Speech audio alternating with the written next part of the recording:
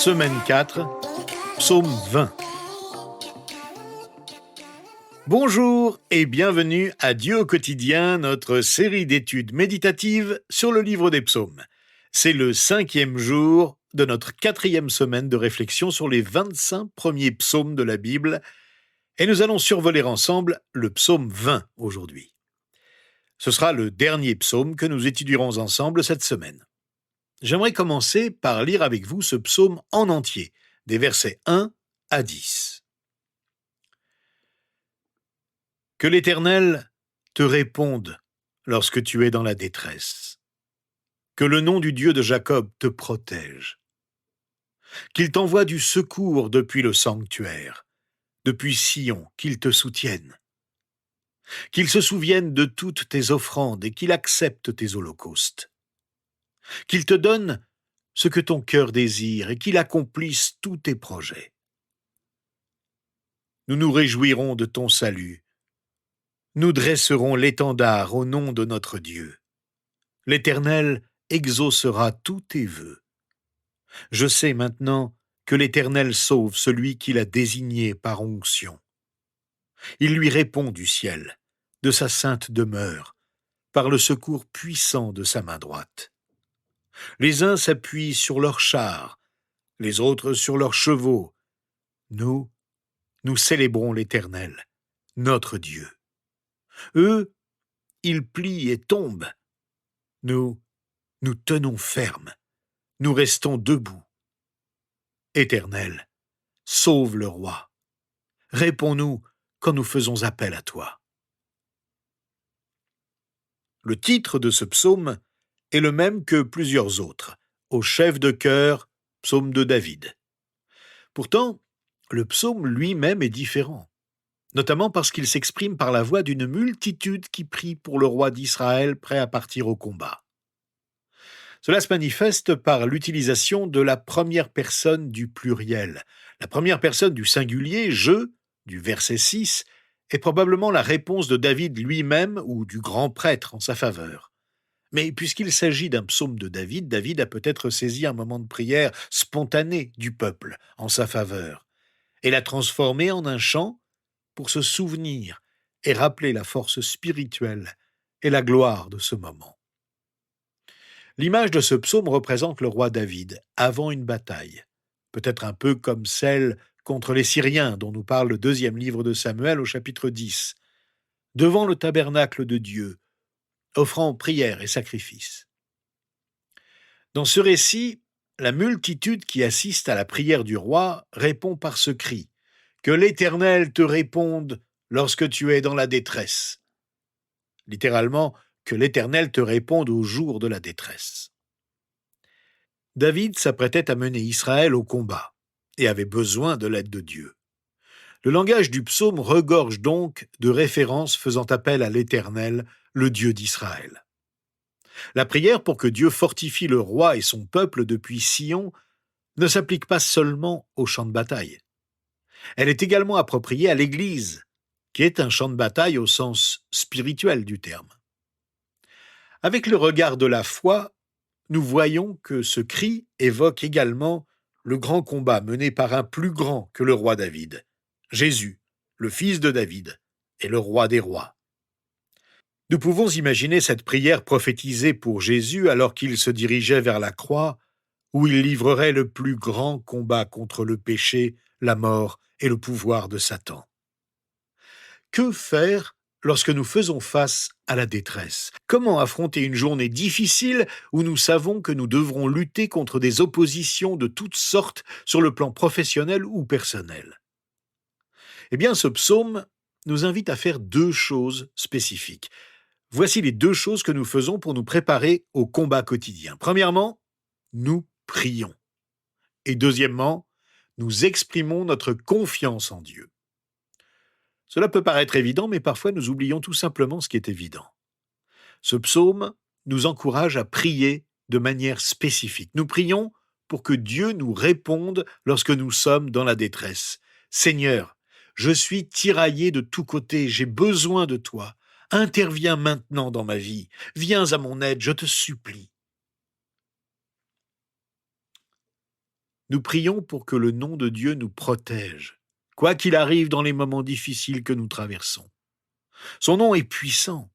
Le nom de Dieu est d'une force illimitée. Le nom de Dieu, le Dieu qui s'est révélé aux patriarches Abraham, Isaac et Jacob, et qui s'est révélé au peuple d'Israël, exprime le caractère de Dieu.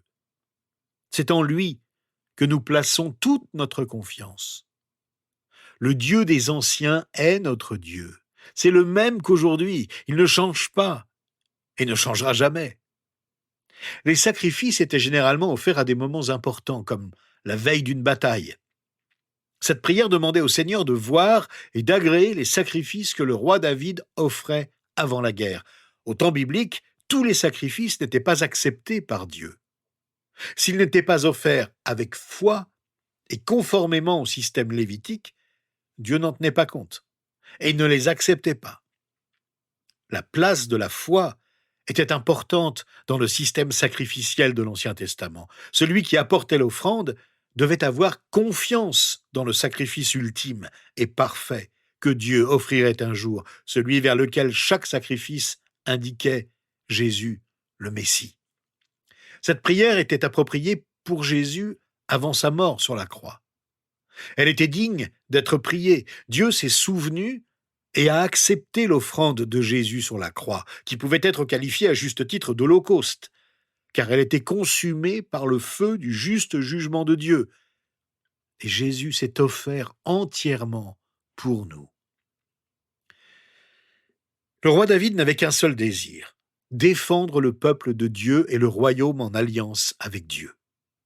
Il était donc bon de prier qu'il t'accorde ce que ton cœur désire.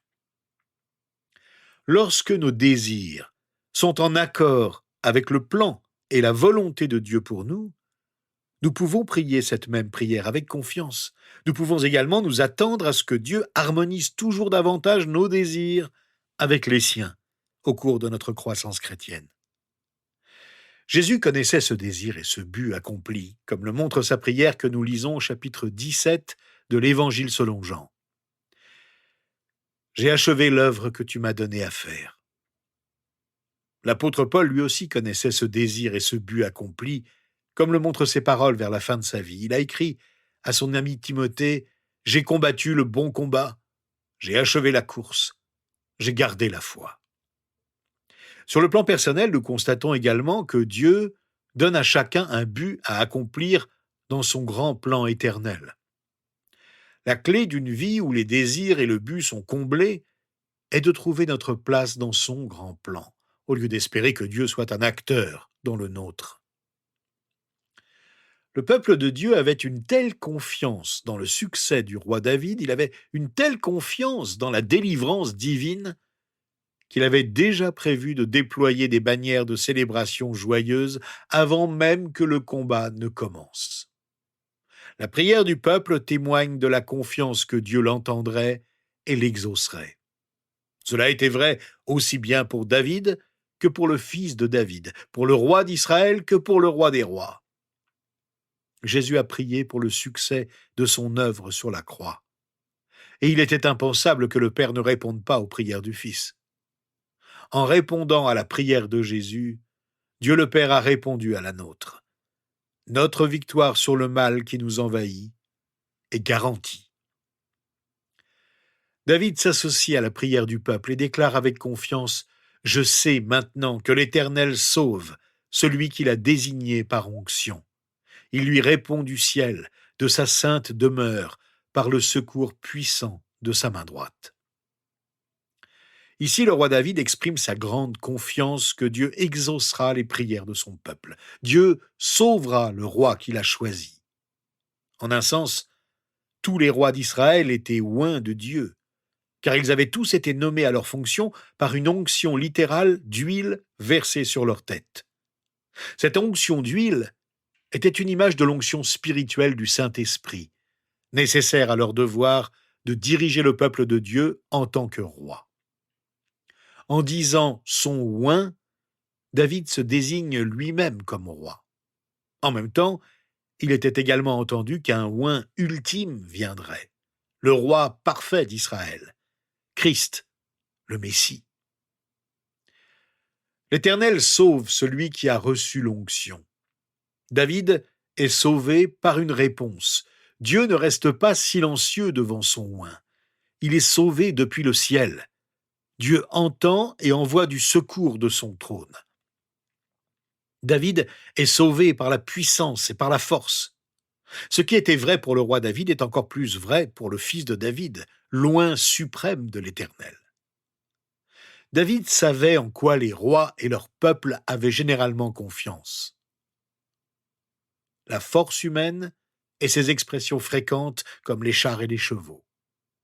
Si David écrivait aujourd'hui, il dirait peut-être « Certains font confiance aux armes nucléaires, d'autres aux missiles téléguidés ». Il est dans la nature humaine de faire confiance à de telles choses. Mais le roi a assez combattu sur de nombreux champs de bataille pour savoir que les armes, aussi efficaces qu'elles apparaissent, ne garantissent pas la victoire.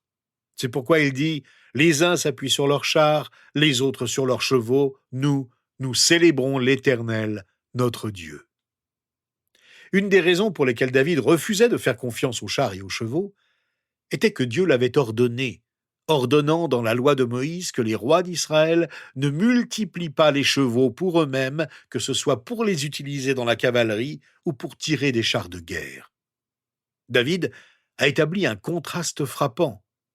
Ils ont confiance en ces choses, mais notre confiance est en Dieu. Dans la guerre spirituelle dans laquelle nous sommes tous engagés, la première étape nécessaire vers la victoire est de renoncer à toute confiance dans la sagesse et la force de la nature et du monde. Et de se rappeler que nous ne pouvons rien faire, sinon au nom, par les mérites, par la puissance et pour l'amour de Jésus-Christ, notre Seigneur et notre Dieu. David a placé sa confiance dans la personne et le caractère de Dieu.